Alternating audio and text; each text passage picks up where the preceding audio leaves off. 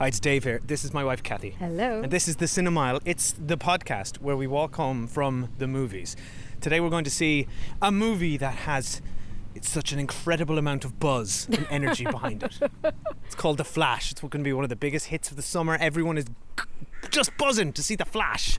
It's one of the weirdest things because there's so much weird stuff happening behind the scenes of this movie before we even watch it. Which I think we should lay out now, because assuming there's somebody who is living under a rock and has not heard any of the controversy. Might have heard some, but not all of it. Let's lay it out in broad strokes. The tamest part of it is that DC comics movies have been a mess and all over the place for years. Apparently James Gunn's coming back to refresh it all, and he's the new head of DC whatever films, and he's going to be bringing this big new Superman, right? So that's what's coming.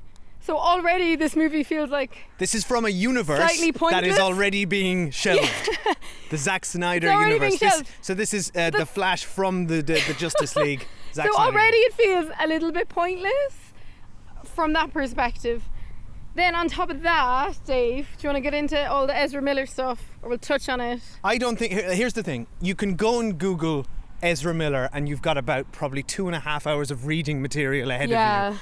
Ezra Miller being the actor who uses they them pronouns, who is the star of The Flash. Yes, and they have been involved in a number of serious accusations and allegations. They've been charged with throwing a chair at a woman's head, following an old couple back to their house. You know, there's something weird going on with a woman and her children living with them in their house in Hawaii, and all sorts of mad stuff. All the kind of stuff that a press department at a huge studio like Warner Brothers would be absolutely bricking it over. Now, this is some of the worst, and Marvel is starting to face some of this now with Jonathan Majors, but this is it was just 1 week after the other.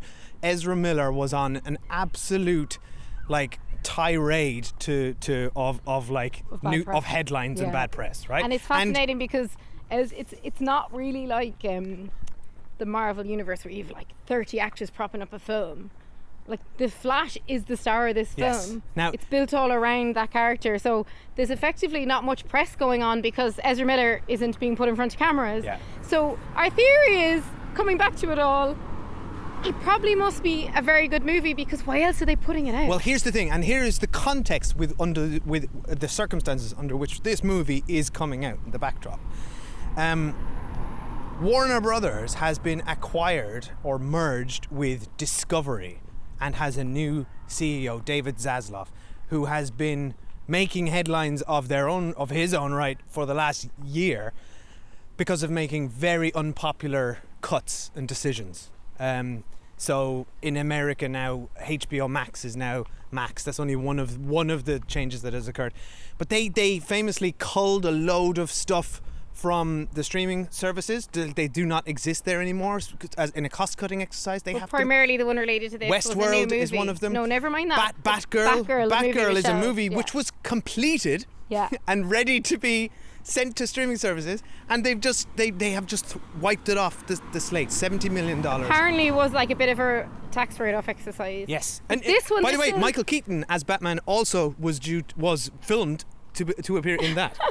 So this one is making it to cinema. So this one way more controversial and Batgirl wasn't controversial at all. Sorry, but it has controversy around it. Has bad press associated with it, and they still are going ahead with it. So yeah, as you say, they must know they've got something good on there. But I think the other point is, though, you're not talking about something that was made for a streaming service like this.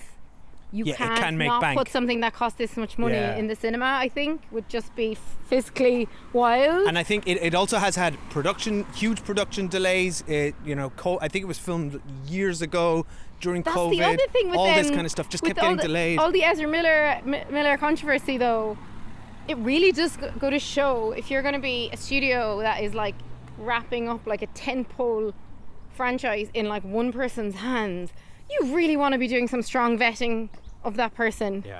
Now we don't know. We're not. By the way, we're not here to comment on Ezra Miller's personal life or the charges faced against them. Yeah, but they're we're very not disturbing. here to judge. But for the sure. charges are very disturbing. But we are just here. We're just going to talk about this movie. My and one the question going into the movie right? is, and I'm interested to see how it's answered.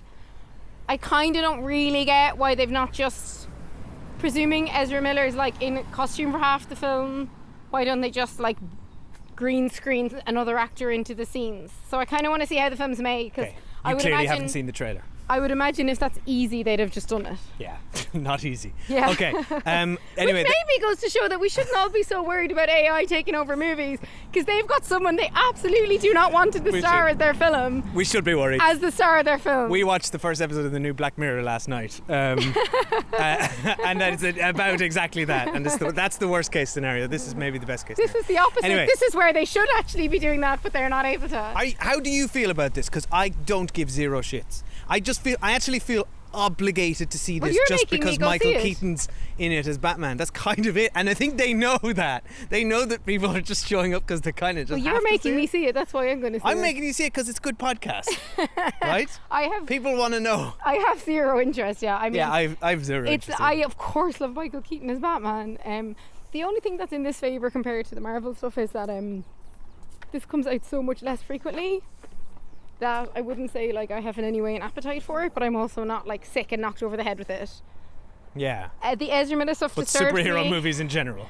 I wish Ezra Miller wasn't the star.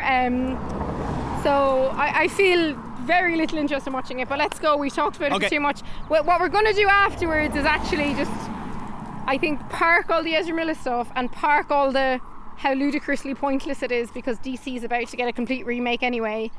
And let's just talk about this movie and analyse it within itself. So let's go. Because otherwise we'll just end up in a multiverse of parallel universes. I forgot it's a multiverse movie. Talking about all the things that could have gone better or worse with this film. Let's go, because we're already late for this. Right, we're going to see you on the other side of The Flash. I can't imagine what you've been through. I love you, Monkey. You lost both parents in one day. Barry! Call 911 now! I went back in time to save my parents. But instead, I completely broke the universe. If you went back and changed the past, This world must die. you changed the future. Do you know what this symbol stands for? Means hope, right? I will help you fight Zod.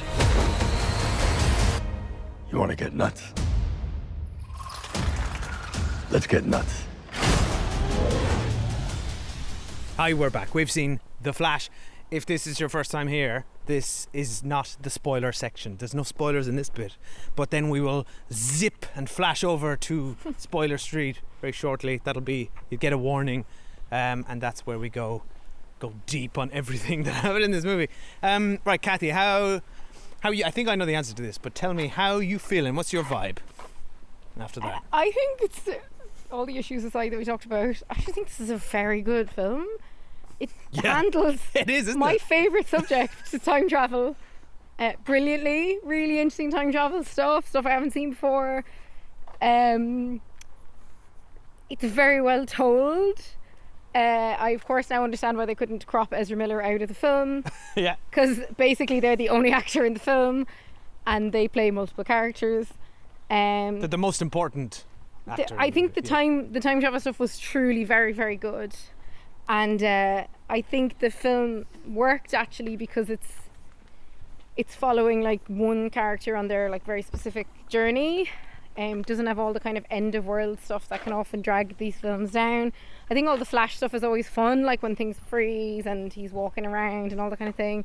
Michael Keaton, brilliant. What a joy. I love to see him back as Batman, which really elevated the film. But then what kept happening to me is I was like, God, this is actually a really good time. Like, I'm loving the time travel and I'm really interested in the story. Ezra Miller's amazing. You're playing multiple characters. Like, what a talented actor. And then I'd go, oh God, I don't want to be watching Ezra Miller on screen. And then I'd feel really weird. So it's that thing of like separating the art from the artist. Overall left me a bit overwhelmed. I didn't quite know how to handle that.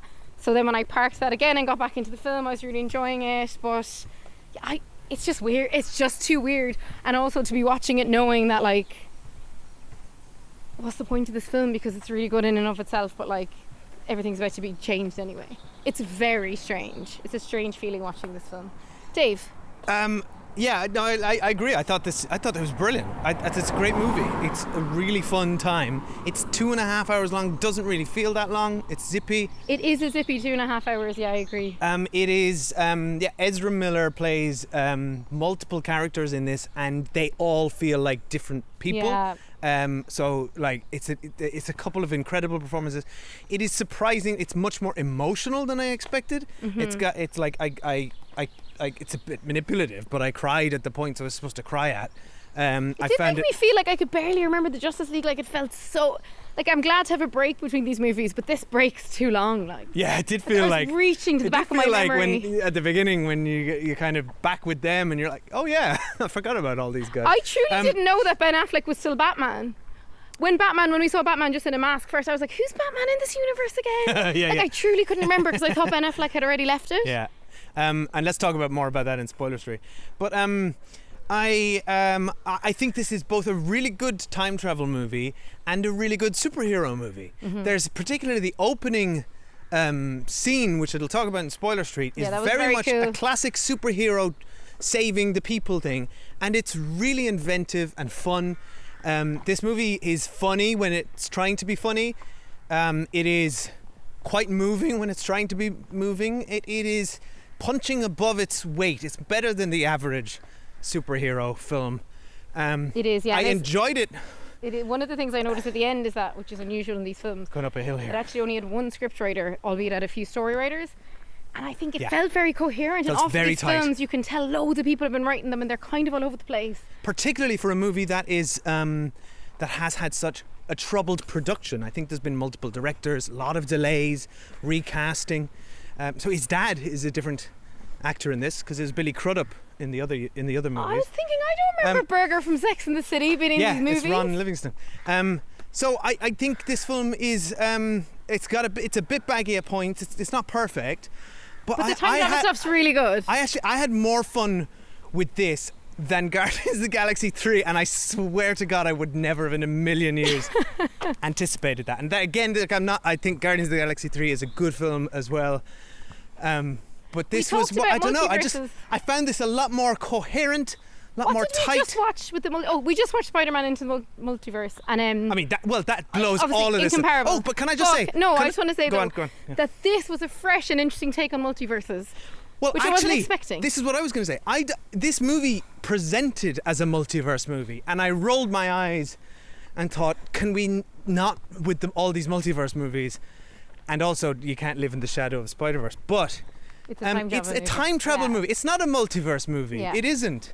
I think DC are just like, oh God, we have to be doing the multiverse. Say the multiverse, because people like multiverses. Best Picture winner, multiverse. So what multiverse in this movie means is like when you go back in time and you create a new timeline. That's a multiverse. That's all it is. Yeah, but it's actually just a new timeline. It is a straight up time travel movie that loves Back to the Future and references it, and we'll talk more about that in spoilers. But that's what it is. It's just time travel and superhero movies, very well blended together in a blender, with great performances from everybody. Oh my God, why did we choose to go this way up the big hill? And I really, really liked it. I thought it was really good. So I don't know what else to say. Then did you feel weird? Would you recommend this? Did you feel weird though, with given all the context around it? It takes away from the film. No, I'm very good at parking that. I'm very good at it. I just think it takes away from, because I think the time travel is so good in this that, as two time travel connoisseurs, we could say that, oh, hello. You know, it could go down as like a really good, fresh, very clever take. One to go in like the canon of time travel. But I think as if everything else around this, I think this movie's just going to get forgotten. There's not going to be any more of it. Ezra Miller's not going to be in it again. None of the people we think realistically would probably be in it again because they're recasting the whole thing. And it's not going to go down in history. This isn't like, you know, the Dark Knight of superhero movies or time travel movies. Like, I actually don't like the way all the movies always follow into each other and etc. But at the same time, now to have a superhero movie that is completely standalone, and which is this kind of has to be, just feels like a bit of a damn squib. It's just not going anywhere. No, I disagree, because I found I found this to be a delightful little diversion. Yeah. And I that's guess we all it laughed needed a few to times. be. No. Okay. Spoilers? Yeah, okay. We're not coming this way again. It's too hard. Right, before we do get to Spoiler Street, though, I would like to say a quick hello to all our patrons over at the Cinemile High Club. Hello. Our Patreon. And we have some new patrons, which I'd like to welcome and thank for donating at the rate of €3 or €4 a month. And those are Simon Constantine, thanks Simon, Quiva G, Don Hayes, Emer, and Dara O'Sullivan. Thanks guys. Thanks guys for joining up our Patreon and getting access to a monthly retro movie this month in honour of The Dial of Destiny. We went back to the beginning and we're watching Raiders of the Lost Ark. It's the first time Kathy's ever watched it, so if you want her to crap all over your childhoods, she's about to do that. No, I'm not. Big style. Yeah, you're not going to like it. I just know it. Well, I haven't seen it yet, so I'll let you know. You're not going to like it. What else are we doing? Oh, we finished Succession's over, but if you're still watching that for some reason, we've got weekly episodes on that. And we just watched Black Mirror last night, Yeah, so we're going to do an episode on that, which is probably there now. And of course, you all know we love celebrity dating shows, so we've done a fairly deep dive into the Ultimatum Queer Love as well. Yes, yeah. So lots of stuff. TV, retro movies, Oh, Patreon, and Silo. and Silo. That's Silo. still going. Yeah, right. Patreon.com/The Cinemile. Right, spoilers, spoiler warning, Spoiler Street now for The Flash. This isn't a street though, we're on a country Spoiler road. lane. What is this? Spoiler. So, one thing that annoyed me intensely about this film Yeah. is the constant jokes about him being hungry and needing fuel. The whole opening sequence of him being so hungry. I thought that was great. But sorry, we have 2 young children. If you or someone around you is somebody who is prone to, when they get low blood sugar, not being able to perform or acting poorly, you carry snacks with you at all times. Do we really believe that he would leave the house without eating any breakfast and not even bringing Well, he was going to a breakfast. granola He was bar? going to buy a sandwich at the cafe. He would always have snacks on him. It's unfathomable that he would let himself get that hungry. And I found it very tiresome because it was probably mentioned like 30 times throughout the film. It's like, we get it. You need to eat food to charge up. I don't know. I liked Tedious. it. I liked it. But I did like when he got back and your man had just finished making his breakfast. That was a good gag. Come on. That was a good gag. The whole opening I thought was fantastic. The opening was Firstly, very good. this was the Justice League as they should be, saving people and being heroes. But Batman had caused it though. Well, yeah, no, but he caused it to prevent the whole city from being destroyed Do you by a think chemical. the right? whole sequence of Batman in that opening one, when I still didn't know what actor was playing Batman, I was like, is this Michael Keaton already? That was so fake. It was like Batman was like a CGI. It didn't even look like anyone was in a suit. It could have been very little Ben Affleck. I'd say Ben Affleck was like, I'm Yeah. absolutely not doing any stunts or putting on the suit. But firstly, I loved all this. I thought this is great. I thought I loved the Flash's his sort of struggling to come to terms with being the kind of the lower tier Justice League member, you know, mopping up all their messes. I liked all that. I liked his sort of I thought he played the character a bit more. He was a bit annoying in the Justice League. He was kind of the quippy comic relief character, but he had anxiety and insecurities in this movie. Barry Allen did. Did we know about his parents in the last Yes, movie? yeah, Right, yeah. I couldn't remember if we knew It's that or not. expressed in the Justice League, and the and so I thought all that was great. I thought it was just brilliant fun, him saving those babies. And That now, was brilliant sequence. and we've seen this sort of sequence done a number of times. I would say the X-Men First Class was the one that kind of kicked off this style of doing stuff in effectively like freezing time because you're moving so fast, and it's a fun, inventive way to do things, but it is at risk of becoming tired. But I thought the way they did this by With the elevating it babies, with him yeah. having to run vertically and save babies and save a woman, and then they throw the dog in. I mean, this is a That was funny good. movie. And It's got good sense the of bit humor. that I hadn't caught, but he explained it to his younger self, was like that he can't move things too much.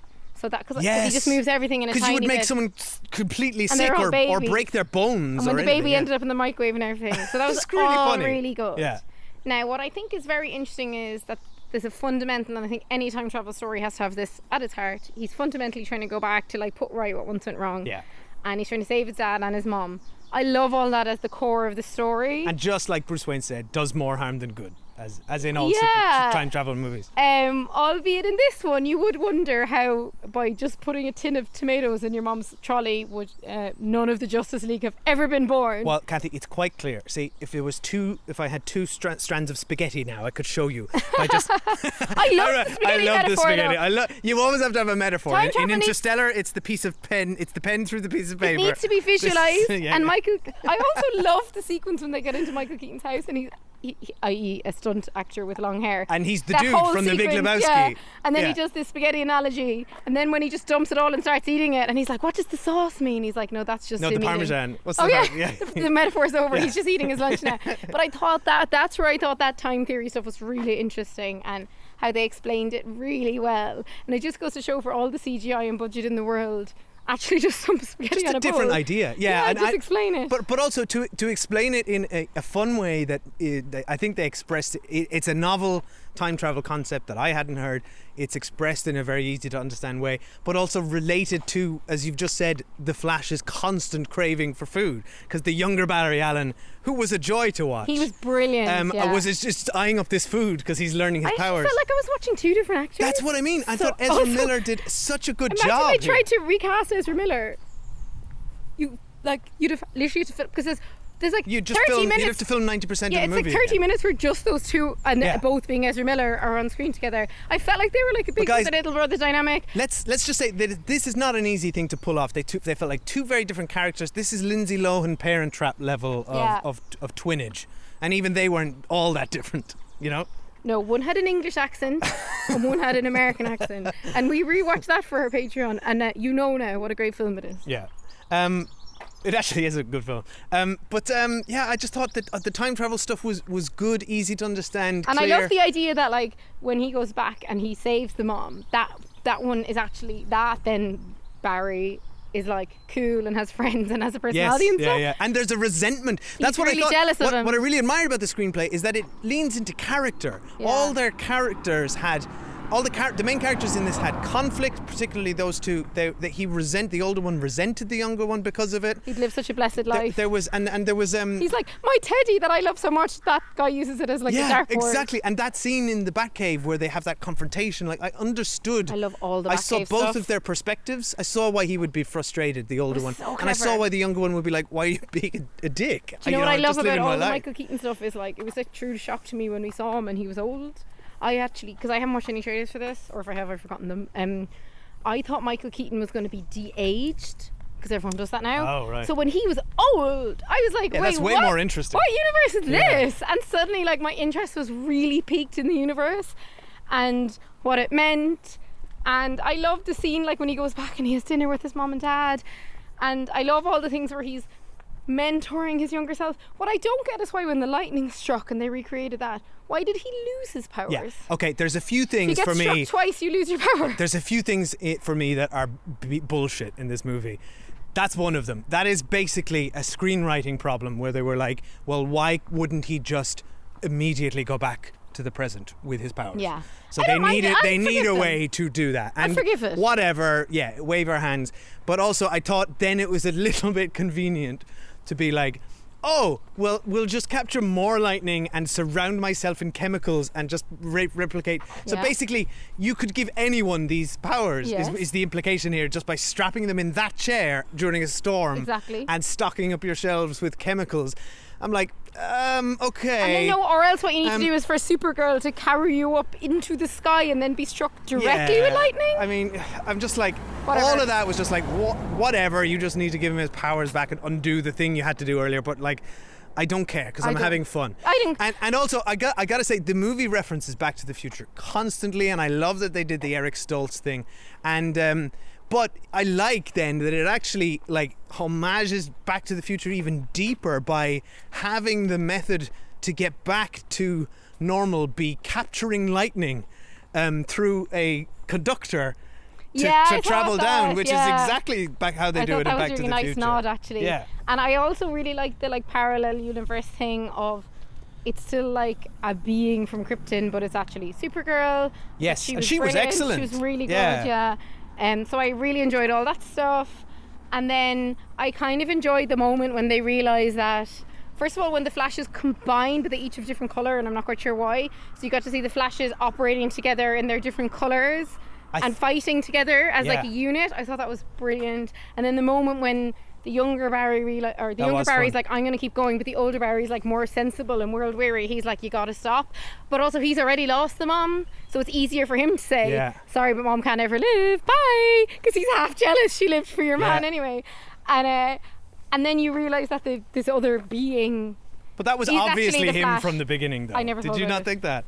I never thought about what it. I actually thought was that he's responsible for his own mother's death. Like, he has to stab her to save the timeline. I thought that's where it was going to go, but I was like, that's too dark, really. Yeah, that would have been too And I actually prefer what we got, where he has that goodbye with her and takes the. I know I don't remember the last movie, but like, why do they think your man murdered his wife?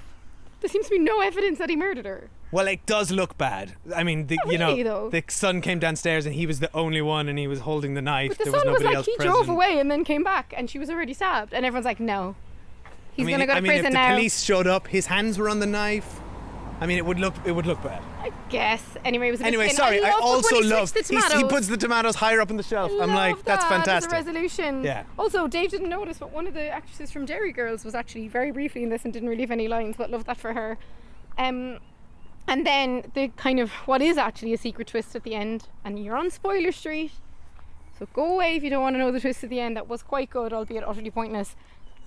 George Clooney walks out as Batman. It's just a joke. It was fun. But it was a fun joke. I loved it. And I love the scene when they're looking at all the different iterations of the universe. Nicolas Cage as Superman. All so that good. Stuff. Even the old Flash from the TV show popped up with the funny hat. Well, that's from he's the original Flash from the 40s comics. Yeah, it looked awesome. All the different iterations. Oh, and there was the original Superman. He was the guy that played him on TV in the 50s in that Flash's universe. Right, and then there was, of course, Christopher Reeve. Yeah. I wanted Lois and Clark to show up. Raging they didn't. Dean Cain is also wrapped up in controversy. Oh God, okay. I don't even want to know. MAGA guy now. So I really actually enjoyed all of that stuff. I think it's a very clever way as well, where they're clearly not getting Henry Cavill back, so just fine. You don't have to worry about that. I'm still surprised Ben Affleck showed up in this. I thought we heard like 10 years ago he was leaving. He doesn't want to be involved, but I guess. But this was filmed like 2-3 years ago or something, right? I guess, yeah. So a lot has happened since then. Gal Gadot shows up for one guitar solo, and she's gone. I find that music cue intrusive, infuriating. Yeah, it's so intrusive. It's so odd. What I was going to say. I enjoyed when he phoned up Aquaman's dad, and he's like, "Your wife is like Queen of the Sea." And it's just like this woman sitting on the sofa. There's some good gags in it. It's funny. I gotta say, I found the attempt to visualize the time travel novel and interesting. This whole idea of this sort of sphere around him at the center. It's very confusing at the beginning, and then seeing everything and then winding it back as he runs. I thought that is a really ambitious attempt to express this visually in a very different way. That and then he can access different layers, but it was a bit out there and weird. I don't think it really made sense and the CGI, for some reason they decided to CGI everyone's faces in that environment. It looked weird. And they all looked weird. I don't know why Christopher Reeve was like the CGI, fake young for Nicolas example. Cage. Like, they could have just used actual footage of him from the movies. He actually looked okay, I thought. But what I mean is, the people, while he's winding back time, were watching things like the father discover the mother dead. But they are things that they shot in the movie and are filmed, and yet they recreated them with CG. I guess characters. They just made a stylistic choice where they were but like, it doesn't it's easier. Work. I found it really They probably awful. found for consistency they could just do it a bit cheaper and a bit easier. Or maybe they wanted an interactive 3D like the environment. Valley. Yeah, but the first time it happened and he was in the circle, I was so confused by what was happening. And also, was the implication that he was running backwards really fast? And that's how it happened. Well, you get a hand wavy line from Ben Affleck where he says, "You went faster than the speed of light," and that's Einstein's. Was that Einstein or Stephen Hawking, who said that if you move faster than the speed of light, then you could revert, you could go backwards in time. But it looked like their legs were running backwards though. So why was he ever trying that in the first place? Oh, sorry. My favourite scene of the movie is when the young Spaghetti Barry is the answer. Young Barry gets his powers, and he's just immediately, the old Barry's like really world weary. I know you can do Speedy Gonzales. Yeah. And he's just like running all around the city and like having the time of his life, and just keeps ending up naked.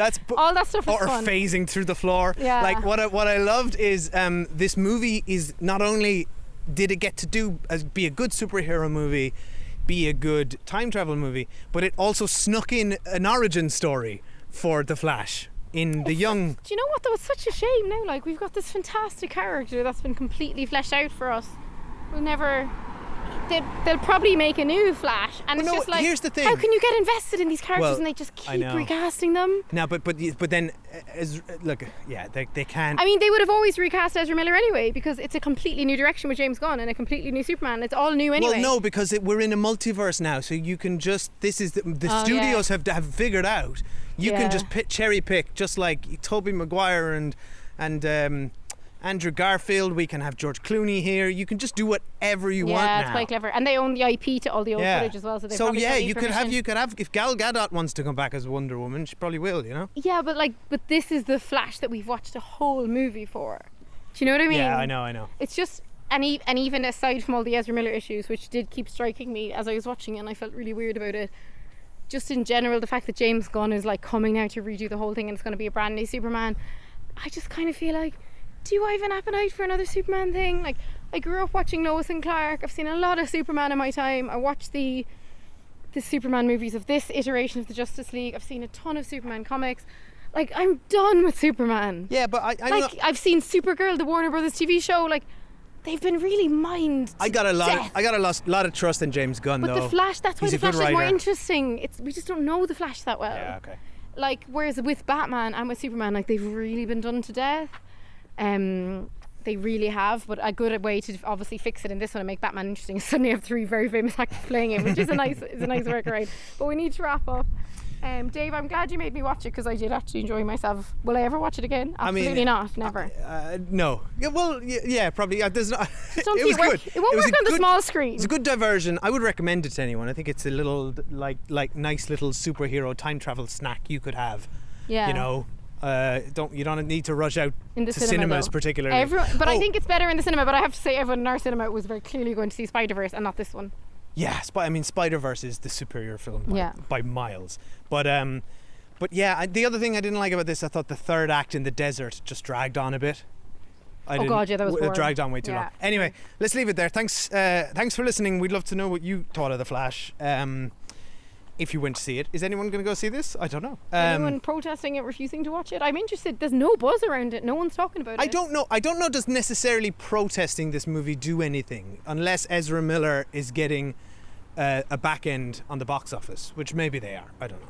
But they might have just been paid, and it doesn't matter. I don't know. But I think just a lot of people are just not interested in it, and partially it will be because there's been no publicity around it because of all this. Maybe no good publicity. No, this is it. Anyway, let's wrap it up.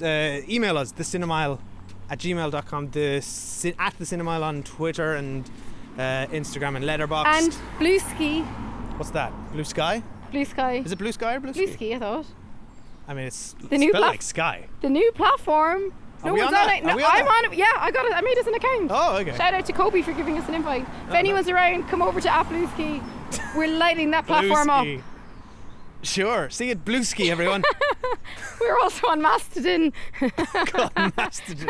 God help us. Okay, social media. Bye. No, but mainly come over to the Patreon, because that's actually where we chat to everyone and have the most fun. Yeah. That's actually fun. Patreon and actually Instagram, usually where we're doing most of our chats right now. Okay, bye. Bye. You're strapped to your parachutes. Where's yours?